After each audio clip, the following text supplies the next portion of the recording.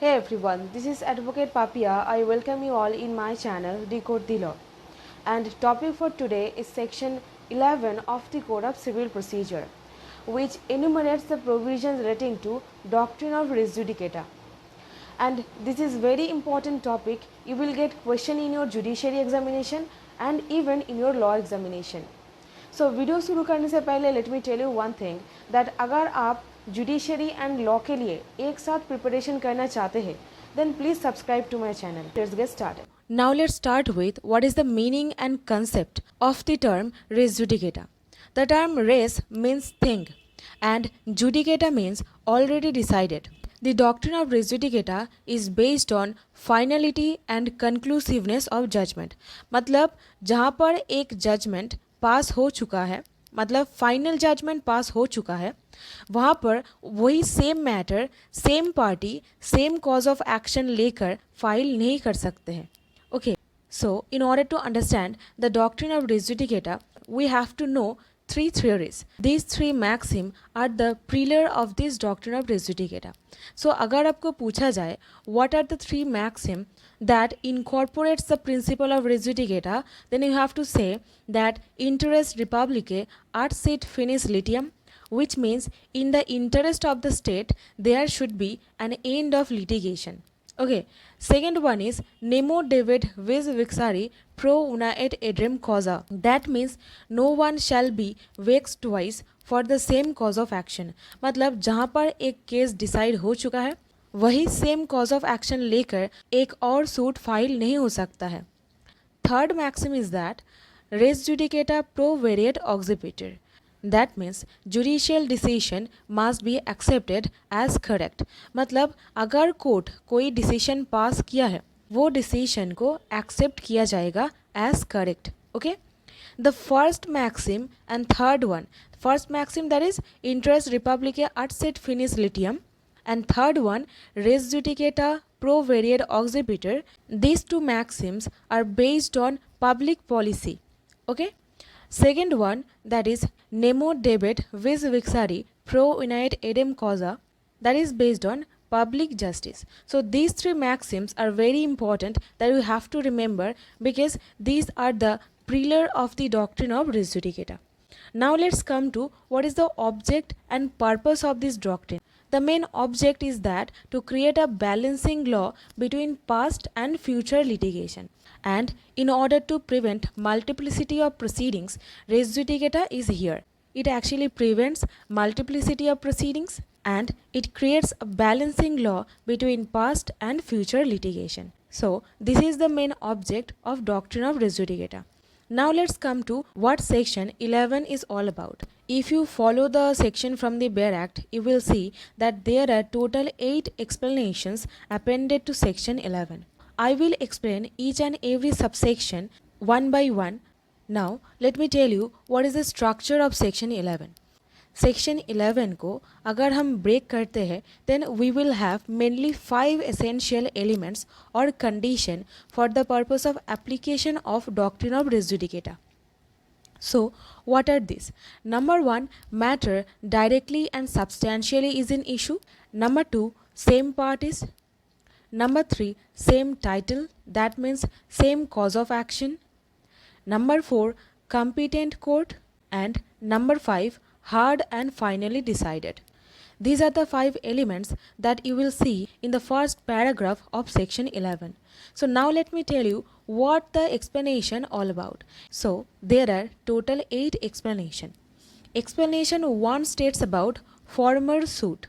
Okay, आप यहाँ पर एक काम कर सकते हो in order to remember the law properly, because law को याद रखना भी बहुत ही इंपॉर्टेंट होता है. सो आप जस्ट एक्सप्लेनेशन 1 लिख कर एक हाइफन देकर लिख सकते हो former suit. That means explanation 1 states about former suit. Explanation 2 states about competent court. Then explanation 3 and 4, मतलब एक्सप्लेनेशन 3 एंड 4 दोनों ही बताता है matter directly and substantially in issue के बारे में. And specially explanation 4 states about doctrine of constructive res judicata.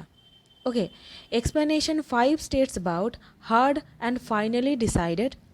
Now, explanation 6 states about representative suit, that is between the same parties. Explanation 7 states about res judicata in execution proceedings, and explanation 8 states about competent court. So, this is the basic structure of section 11. Now, I will explain each and every condition in detail. Now, let me tell you what you mean by matter in issue. हम लोग आगे देख चुके हैं that in order to apply the doctrine of res judicata, the matter must be directly and substantially is in issue. So what do you mean by matter in issue? है ना? Now let me tell you what is matter in issue. ये जो term use किया गया है matter in issue, इसका मतलब क्या है? Let's have an example.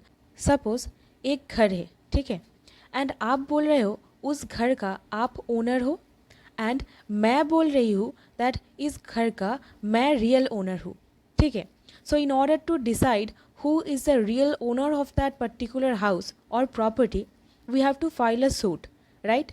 सो ये जो मतलब एक पार्टी डिनाई कर रहा है एंड अदर पार्टी बोल रहा है that I am the owner of that house, मतलब who is the real owner of that particular property, this fact will be matter in issue. Okay. Now let me tell you one thing. Matter in issue को दो category में divide कर सकते हैं. Number 1, matter directly and substantially in issue, that has been mentioned in explanation 3 of section 11, and matter collaterally or incidentally in issue.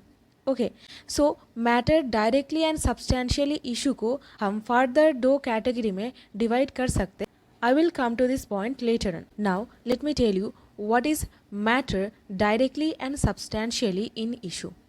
Explanation 3 बोल रहा है the matter above referred to must in the former suit have been alleged by one party and either denied or admitted expressly or impliedly by other party.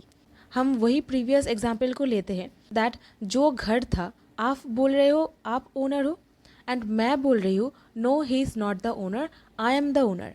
ये जो मतलब जो अवार्टमेंट चल रहा है, जो एक पार्टी डिनाई कर रहा है और अदर पार्टी एडमिट कर रहा है एक्सप्रेसली और बाय नेसेसरी इम्प्लीकेशन, जो मतलब एलिस्ट फैक्ट है उसको ही बोला जाएगा matter directly and substantially is in issue.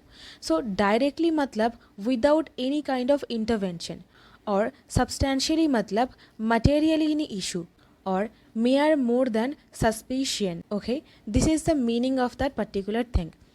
And now let me tell you that doctrine of res judicata matter directly and substantially in issue में कैसे applicable होता है.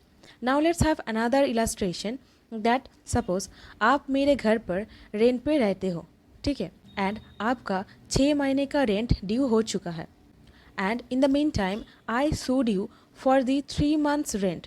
ओके, 3 महीने का रेंट के लिए मैं सूट फाइल करती हूँ. बाकी जो 3 महीना था मैं सोचती हूँ कि बाद में इसको लेके एक और सूट फाइल करूँगी. सपोज़ पहले जो मैं सूट फाइल किया हूँ, अगर कोर्ट कोई फाइनल जजमेंट पास कर देता है regarding that 3 months, then ultimate जो 3 month है उसको लेके आप फिर से एक लिटिगेशन फाइल नहीं कर सकते हो, and that will be barred by doctrine of res judicata because that was directly and substantially in issue.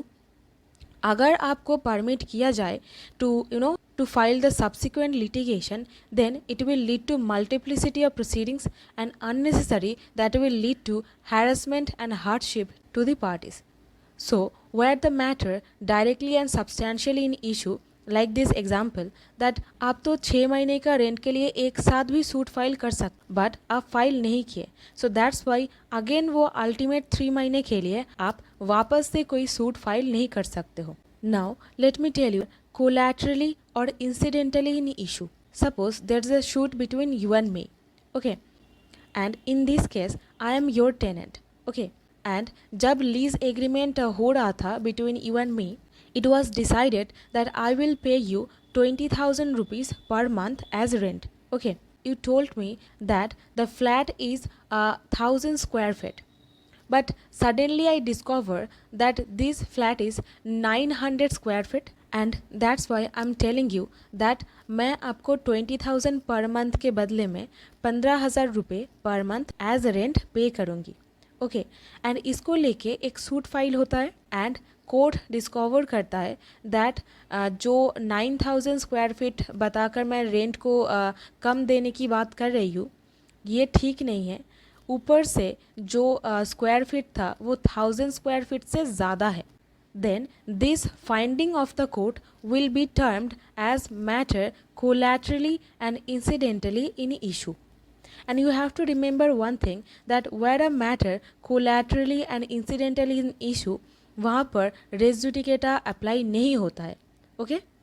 Now let's come to another condition that is same parties. Same parties मतलब that parties are same.